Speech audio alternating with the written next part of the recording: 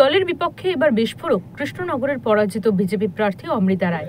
নির্বাচনে হেরে যাওয়ার পরেই জেলার নেতৃত্বকেই দোষারোপ করলেন তিনি। কৃষ্ণনগরের রাজমাতার অভিযোগ, তার নামে এত টাকা এসেছে অথচ তাকেই জানায়নি বিজেপি নেতৃত্ব। তাকে অন্ধকারে রেখে খরচ হয়েছে অথচ তিনি কিছুই জানেন না।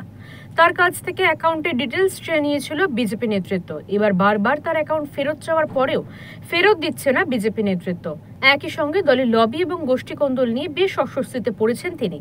একদিকে আর্থিক তছরূপ এবং অন্যদিকে দলীয় কোন্দলের কারণেই তার পরাজয় হয়েছে বলেই দাবি করলেন কৃষ্ণনগরের রাজ পরিবারের সদস্য তথা সদ্য সমাপ্ত লোকসভা নির্বাচনের পরাজিত বিজেপি প্রার্থী অমৃতা রায়।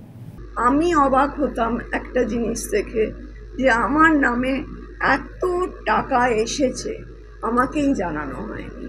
এটা আমার দুঃখও হয়েছে, বিরক্ত হয়েছে। না, আমি জানতাম না, জোর গলায় বলছি আমি জানতাম না, আমাকে জানানো হতো না। আমার পাসবুক, চেকবুক সব ওদের কাছে, হাজারবার চাওয়া সত্ত্বেও। দেখুন, আমি একটা ভদ্রবাড়ির সদস্যা, বারবার চাওয়া যায়?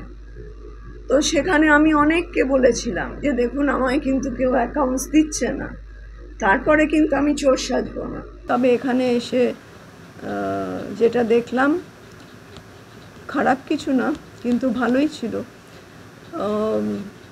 যেটা মানে ক্রমশ প্রকাশ্য যেটা হলো আর কি, যে এখানে আমি যেটা দেখলাম প্রচণ্ড লবিং আছে, গোষ্ঠীদ্বন্দ্ব খুব ভালো রকম আছে। মানে আমি যদি কোথাও যাই, হয়তো আমি জানি না যে তারা এদের মানে এদিক এই পার্টির সঙ্গে ওই পার্টির বনে না, ওই পার্টির সঙ্গে এই পার্টির বনে, আমি জানি না সেটা।